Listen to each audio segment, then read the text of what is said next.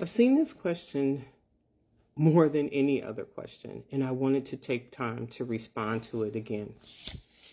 My husband Mark and I were together for 32 years. And early on in our relationship, he shared with me that there were heart issues in his family, and he never saw himself living past the age of 55.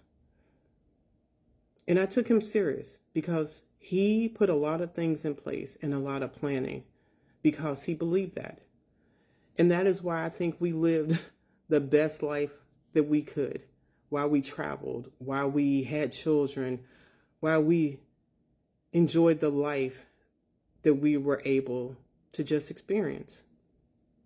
But in March of 2017, when we were on a mini vacation, I remember seeing him for the last time. He was in the bathroom and he was standing up and he was sweating and he thought he had gas.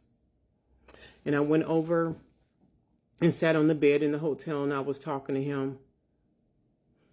And I heard a loud noise.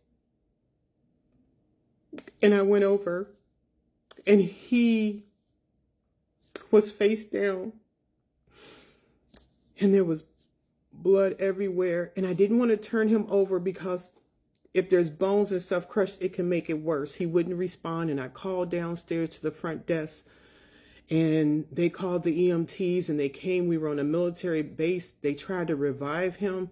And I am watching all of that. And they eventually pushed me out of the room. And I'm at the end of the hall, losing my mind, calling my sisters and trying to understand what is going on and thinking, is this how our story ends? Surely this is not happening. And they take him to the hospital, and a long day. And at the end of that day, he died. And I did not know where to go or what to do from there. Friends had to come pick me up, drive me home, his vehicle, and try to start figuring out what life would look like.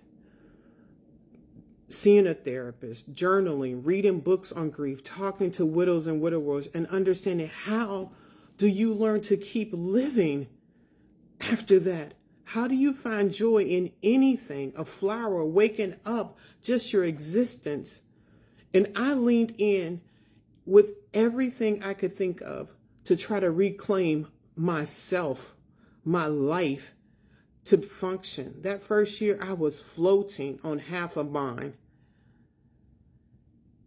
And when I relocated here to Virginia, I remember going to work, and every day, that last day of Mark's life would play over as I was driving like a bad movie I could not cancel. Having PTSD, being traumatized by watching your husband die in front of you. The idea of who I would choose, we don't get those options. That question is irrelevant. When I had the opportunity to choose Mark, I chose him. When my life shifted and I felt as if I had more love to give, I chose Fred. But every day I choose Mark. My last name is still Mark's last name because my current husband understood how important it was for me to still have that connection with my children. These are our wedding bands. Mark's wedding band is the outer heart. Mine is the inner heart. I choose him every day and I choose Fred. And on top of that, I have made a conscious choice to help other people who are grieving. Created a nonprofit organization to literally help people who are on this road of grief. I don't know everything about grief. I learn from people I speak with. I learn from my own experience and others. But being a grief coach means that I'm sitting here with you in this process. I am asking you the questions to help empower you to make decisions to create a life that you enjoy living. Our organization in 2023 provided grief support groups virtually for people twice a month, and we are still doing that this year. One group is exclusively for men to give them space. The other is a mixed group. I provide free grief coaching for people one-on-one. We sent out regular books to people who were grieving for free to help them manage their grief process. We provide a podcast once a week on different topics as it relates to grief to help people. And also, I think in a lot of the comments, people seem to be mad, specifically men. And I wonder if you think grieving is equated to something that only happens for a period of time. I will grieve Mark forever. How that is housed is different depending on the day and the situation. My children having major milestones and their dad won't be there is grieving Mark. Me getting up and realizing what he may have done if we were living here in Virginia together, I grieve Mark. I have not forgotten him, nor will I ever forget him. Please do not think because I have remarried, I have forgotten a man that I spent 32 years with. It's not possible. But these conversations about grief triggers different things in people. It makes us think of our own mortality and how fragile life is.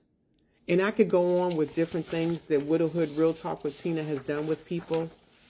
But I want to encourage you to live a life that you will be satisfied with.